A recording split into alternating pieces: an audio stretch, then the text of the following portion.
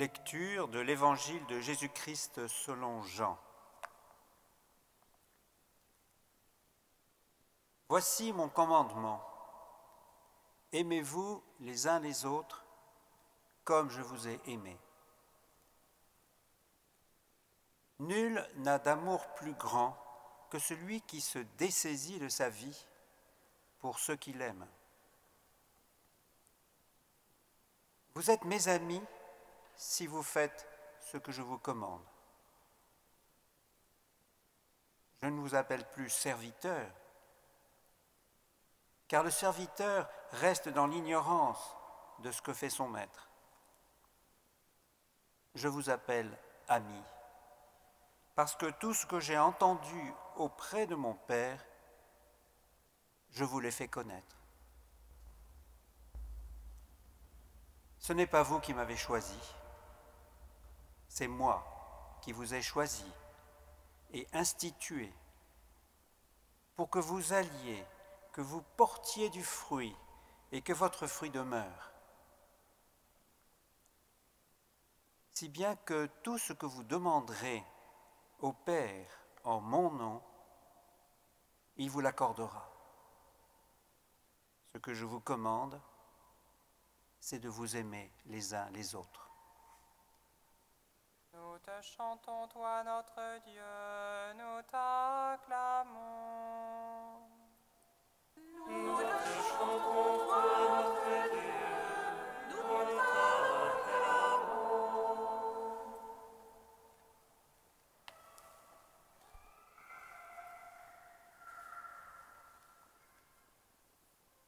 Je ne vous appelle pas serviteur, je vous appelle ami. C'est déjà bien d'être le serviteur du Christ.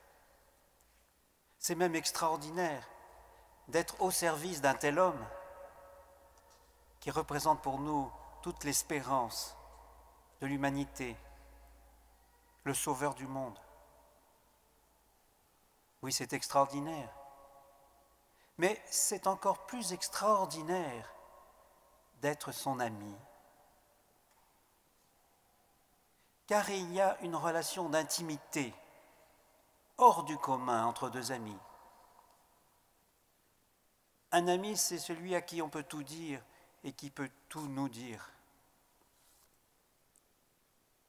Être l'ami du Christ, rendez-vous compte, c'est devenir son confident, c'est recueillir ses pensées les plus intimes. C'est, comme dit l'Évangile, connaître tout ce que le Père lui a fait connaître. Quel privilège, quel bonheur que d'être l'ami du Christ.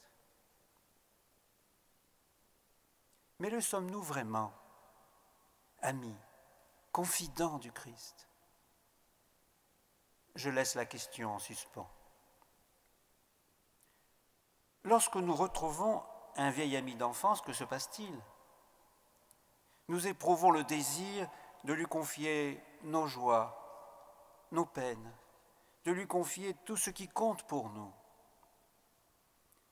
N'est-ce pas d'ailleurs ce que nous faisons quand nous nous adressons à Jésus ou au Père dans notre prière? Nous lui confions nos soucis, nos doutes et aussi notre reconnaissance, sachant qu'il nous écoute et que dans sa bienveillance, il nous aidera. Dieu est notre confident, il est notre ami. Or, notez bien, quand Jésus dit à ses disciples « Je ne vous appelle plus serviteurs, mais amis », c'est la relation inverse qui se produit, comme s'il cherchait en eux des confidents. Comme si au cœur de notre prière, c'est Dieu qui veut se confier à nous plutôt que nous qui nous confions à Dieu. Un tel renversement ne nous est pas habituel.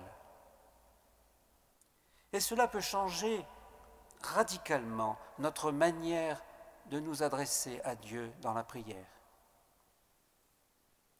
Cela signifie qu'au lieu de passer notre temps de prière à lui confier nos soucis, nos interrogations, nos supplications, nous cherchions à recueillir ce qu'il a à nous dire.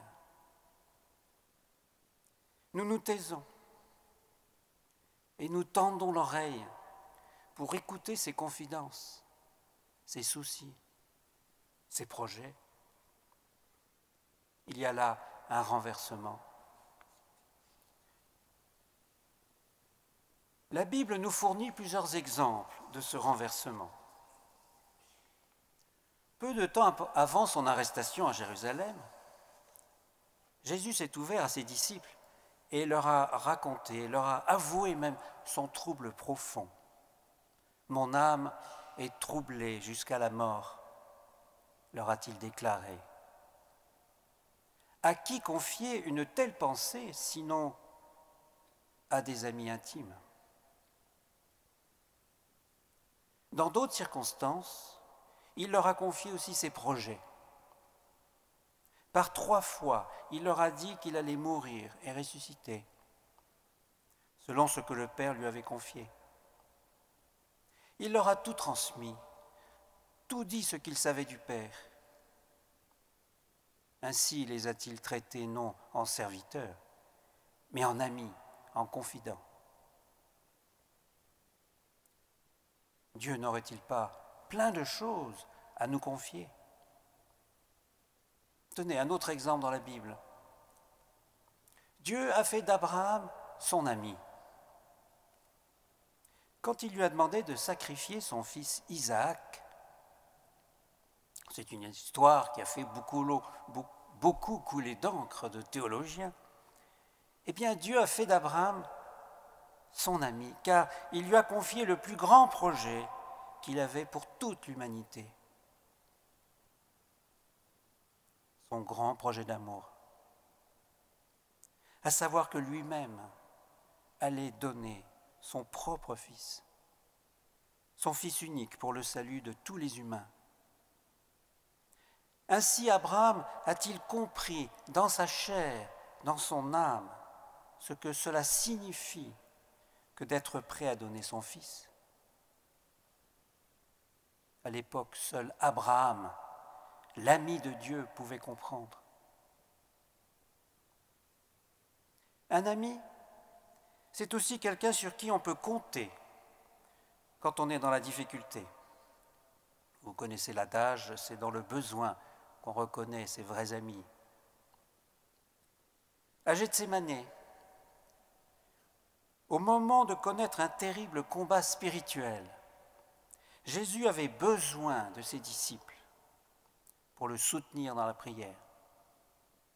Et il leur a dit « Priez avec moi afin de ne pas entrer en tentation. » Ils ont fait ce qu'ils ont pu. Un ami, c'est quoi encore? Eh bien, un ami, c'est quelqu'un avec qui on a envie de partager un trésor que l'on a découvert un jour dans l'existence. Un jour, Jésus était au temple avec ses disciples et il observait une pauvre veuve qui mettait 2 petites pièces dans le tronc de l'offrande. Il a profondément admiré cette femme. Ce qu'il avait découvert là était comme un trésor à partager.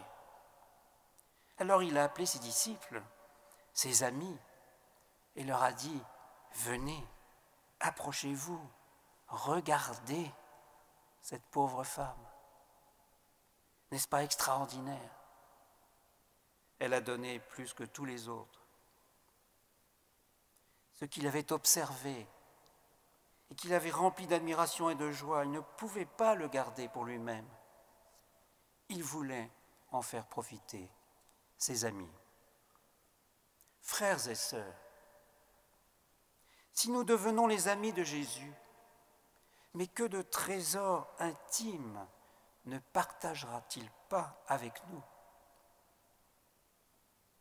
Alors il nous dira, regardez, telle ou telle personne, n'est-elle pas le témoin de l'œuvre de Dieu dans le monde? Si nous devenons les amis de Jésus, il nous ouvrira les yeux sur les trésors de son royaume qui est en marche dans notre monde. Il nous dira « Regarde » et nous verrons. Alors revenons maintenant à la question laissée en suspens. Sommes-nous vraiment les amis de Jésus-Christ, les amis de Dieu? Certains disent « Oh non, je n'en suis pas digne ». D'autres s'imaginent que c'est réservé à ceux qui consacrent toute leur vie à la prière et la méditation, comme les frères et sœurs de la fraternité ici présents. Eh bien non. Être ami de Jésus n'est pas réservé aux contemplatifs. Jésus ne nous a-t-il pas dit « Vous êtes mes amis si vous accomplissez mes commandements » ? Et ces commandements, c'est de nous aimer les uns les autres. Oui, nous pouvons tous devenir les amis de Jésus ou de Dieu. Oui, notre Seigneur a beaucoup de choses à nous confier. Et il n'est pas trop d'une vie entière pour recueillir tous les trésors qu'il veut partager avec nous. Je suis convaincu, frères et sœurs, que nous sommes tous appelés à devenir non seulement les serviteurs du Christ, mais aussi ses confidents, ses amis, ceux à qui il confie, dans le secret du silence de la prière, ses pensées les plus intimes. Amen.